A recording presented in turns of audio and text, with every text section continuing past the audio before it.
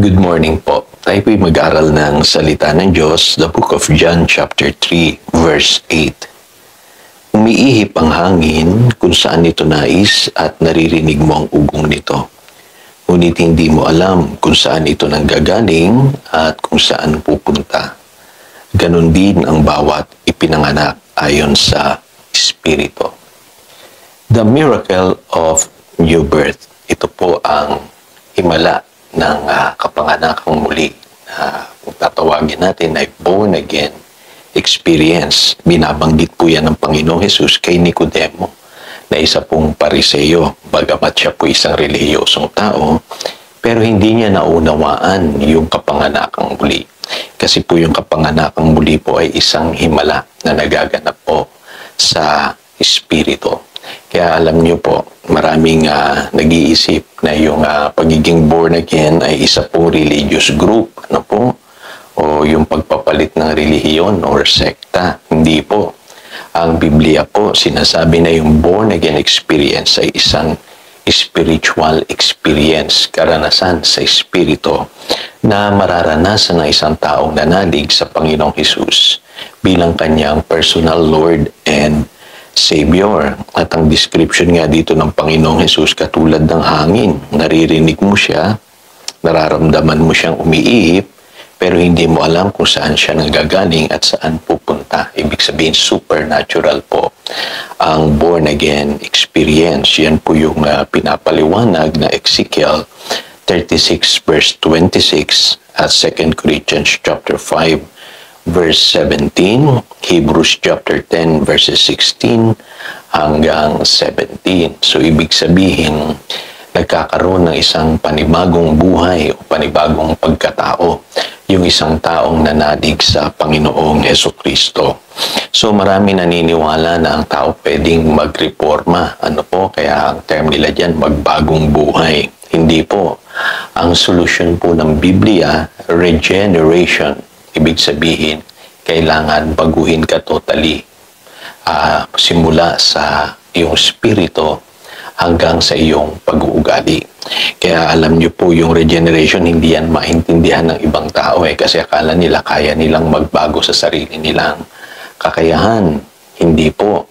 Ang Diyos lamang po ang kayang magbago ng ating spirito, ng ating puso. At sa kapangyarihan ng salita ng Diyos, sabi sa 1 Peter chapter 1 verse 23, tayo daw po ay naipapanganak na muli. At sabi sa 1 John chapter 3 verse 9, nananatili sa atin yung binhi ng Diyos. Ano po, kaya hindi na tayo magpapatuloy pa sa pagkakasala o mamumuhay according dun sa ating lumang buhay. Kasi tayo po ay mga anak na ng Diyos. Kaya mapapansin niyo po yung naganap na pagbabago ko pa kay St. Paul, doon sa Acts chapter 9, verses 1 to 20, siya yung dating umuusig sa simbahan, pero naging mangangaral siya ng gospel, ano po, from a persecutor to an apostle. So, imposible pong mangyari yun, ano po.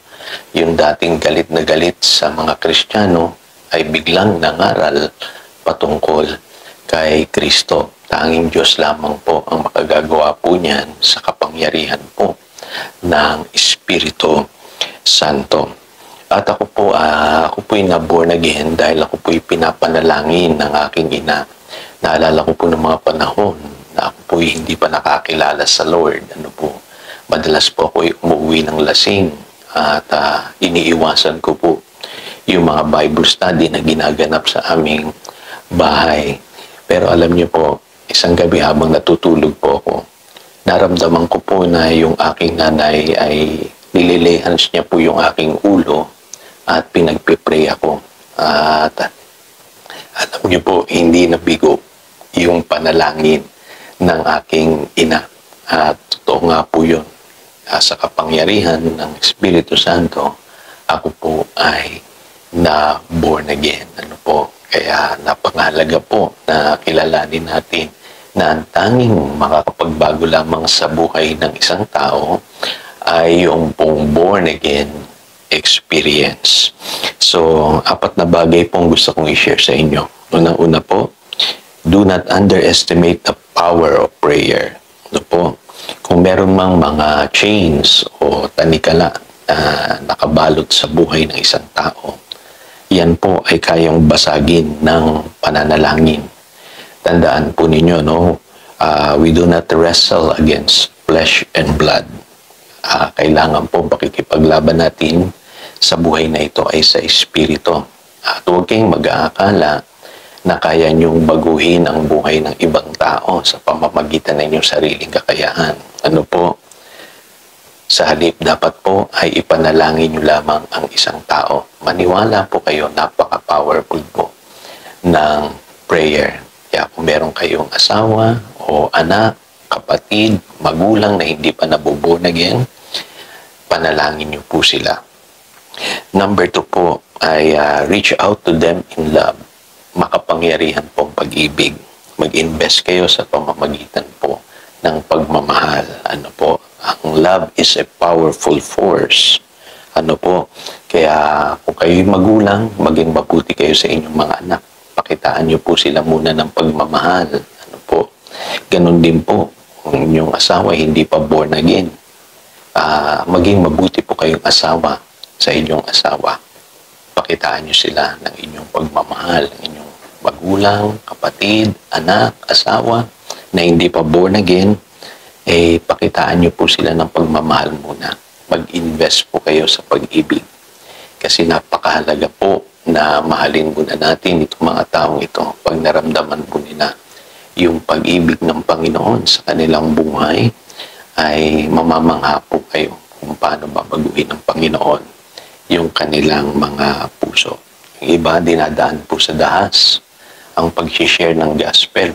Huwag po kayo magkakamali. Ano po, bagamat alam natin minsan na sa sobrang pagmamahal natin dun sa ating mga mahal sa buhay, pinipilit natin sa pamamagitan ng mga salitang nakakapanakit. Huwag po. Ano po? Sa halip, dapat i-expose natin sila sa salita ng Diyos at huwag tayong magsawang i-invite sila sa church, sa Bible study, sa prayer meetings. At maging kind tayo sa pagsasalita sa kanila. Ano po? Speak the truth in love. Ano po? Minsan kasi po, yung kagustuhan nating maborn again, yung mga mahal natin sa buhay, pinipilit natin, lalo nating naitataboy. Kailangan po ay sa pamamagitan ng pagsasalita na meron pong pag-ibig, ay ipangaral natin sa kanila ang mabuting balita. Panghuli, believe and confess good things over the life of that person. Alam niyo po, maniwala kayo na walang imposible sa Diyos. Ano po, sa halip na sasabihin ninyo na ay wala ka ng pag-asang magbago, matigas ang iyong ulo, ang hirap-hirap mong paliwanagan, mag-confess po kayo ng mabubuting bagay dun sa taong yun. Sabihin po ninyo, naniniwala ako na someday magbabago ka na, naniniwala ako na ang Diyos kikilos sa iyong buhay. At higit sa lahat, lagi nating sasabihin sa kanila na mahal sila ng Diyos. So again, ito po si Pastor Jojo nagpapaalala upang daluyan tayo ng pagpapala, manatili tayo sa kanyang salita. Good morning.